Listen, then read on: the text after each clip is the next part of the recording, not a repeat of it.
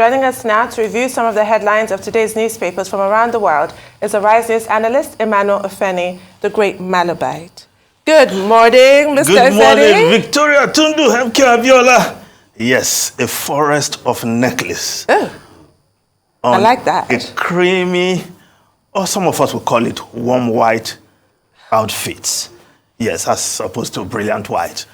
Good morning, Rufai. What is that? Rufi. What is that? Rufai without L. Now, let's start the review with this day, Nigeria's newspaper of record. Yes, the lead story. NUPRC stands firm on Mobil-Seplat no deal. Insists status quo remains. Yes, you've been talking about this story all morning, and I know the conversation will continue all day.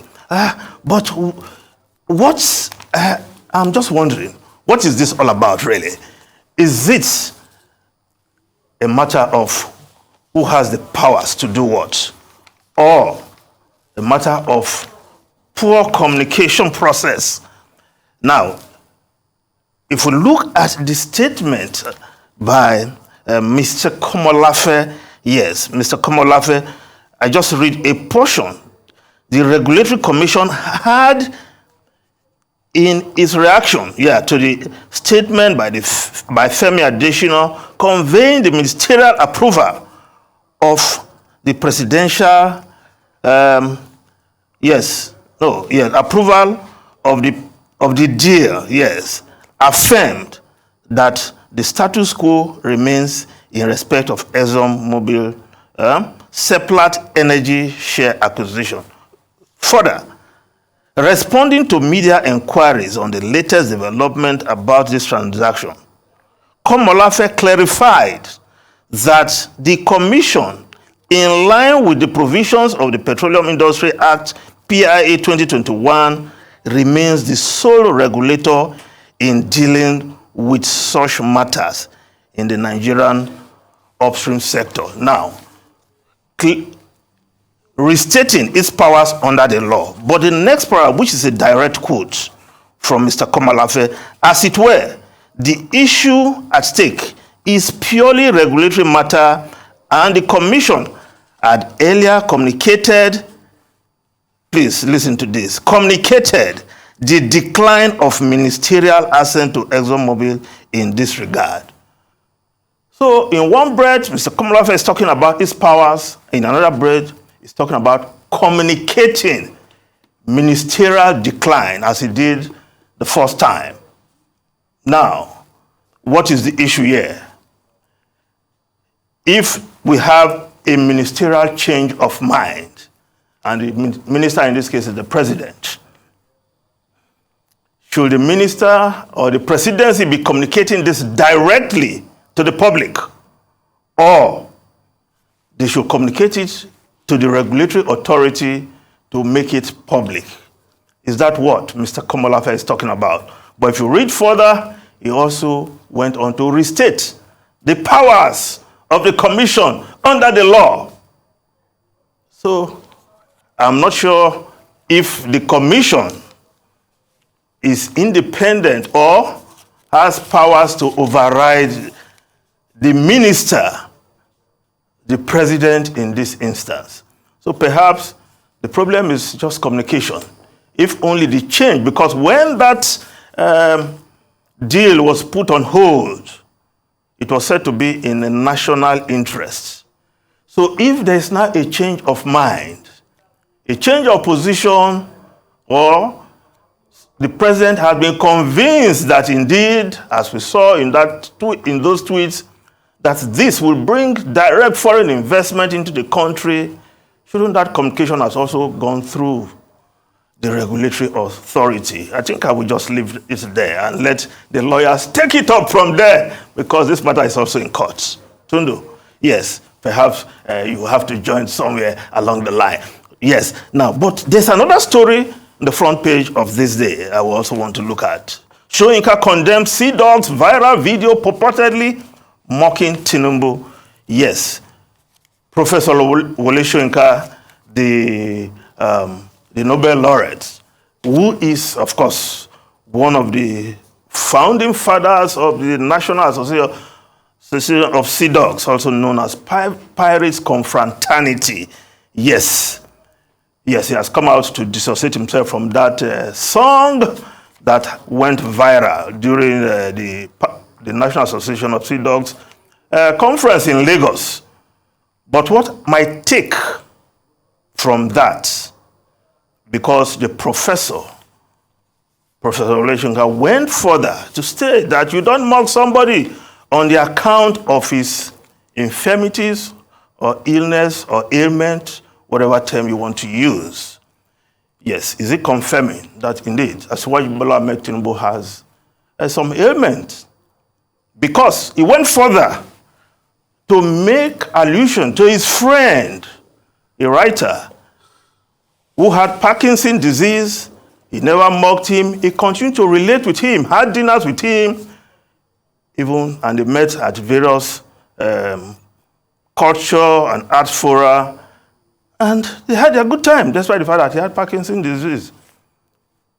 His prof drawing our attention to something he did not intend to draw our attention to. Now, I move on to other stories quickly. The Guardian newspaper, Wike Atiku camps return to trenches. Yes, PDP postpones NEC National Caucus meeting over Atiku's absence, fears of Ayu's removal. Postponement not because of Atiku. He prepared for the meeting. Aide insists we will use our votes against those that say rivers don't matter. Wike tells Atiku, Wike has sent strong message by inviting me to rivers. Wike in talks to work for Tinubu's election, says Rivers APC. Yes, but let me just look at how other newspapers are reporting this story, then I will make my comment on that. The Daily Sun, 2023, Atiku, Wike peace talks shaky. Ayu must go campaign, get stronger, will use our votes against those underrating us, Rivers governor. Of course, the Punch newspaper, peace talks suffer. Wike descends on Atiku's men. You cannot go to Abuja and hold meetings against me, Wike tells PDP chieftains. Rivers governor uncomfortable with my closeness to Atiku, Senator Mieba. We will use our votes, yes, you said this before, against those who think rivers don't matter, says Wike. Yes. Now, Nyesom Wike and Atiku Abubakar, the presidential candidate of the PDP, apparently all the meetings held so far, nothing has come out of it because they've not been able to reach a truce. But Wike's invitation of Governor Sanwo-Olu yesterday to commission the project, well, he's been inviting a lot of persons. Although I cannot have a recall of somebody from the opposition party, but I know he's been inviting so many dignitaries from across the country to come and commission this project. But inviting Sanwo-Olu, what do we read into that? Does that mean he wants to work with the APC? Well, first, there's been this talk, everything happening in Lagos. If I were Wike, I think that was a very good PR. To get the governor of Lagos State to come to my state and endorse what I'm doing, that I'm also a performer like Lagos. And Sanwo-Olu said that much yesterday. So if you're getting the opposition to endorse you as a performer, he has succeeded in that. Because after Sanwo-Olu's speech, Wike also spoke. And he said, the next governor will be PDP governor in this state. So which means he's still a PDP man. Of course, he can work for PDP in the governorship and work against PDP in the presidential. But what will that mean for a certain Chief Wike Rotimi Amechi if in Rivers, Wike is now working for Tinubu?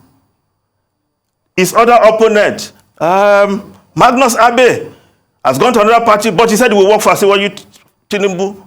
So where would that put Rotimi Amechi? Would that put him in the cooler? Maybe it will not be a reconciliation of old friends, of Amechi, Wike, and of course, Abe. They've always been friends. They parted ways maybe Tinubu will just be the one to bring them together to work for one purpose. That's my take on that. He just might. Yes. Now, New Telegraph newspaper, elite behind oil theft, illegal refineries in Niger Delta shell. Menace national embarrassment requires emergency silver carry. Okowa to federal government, review oil facility surveillance contract. Buhari approves acquisition of, okay, we'll just move on with that. But this issue of oil theft, yes, the ministerial delegation, Minister of State for Petroleum, the NNPC Limited CEO, that's his title now, yes, Group CEO, and of course, the Chief of Defense Staff, they were all in Delta State yesterday to meet with Ifeanyi Okowa, the governor of Delta State, over increasing oil theft. What can be done? Governor Okowa has provided a solution, review those oil surveillance contracts. Because if there's oil theft going on unabated, and you are paying some people to survey, to carry out surveillance on the oil pipelines, then it means those people are not doing their job properly. You get people who can do the job. Tundu and Rufai, it's like the time is up. It is, unfortunately. Never mind.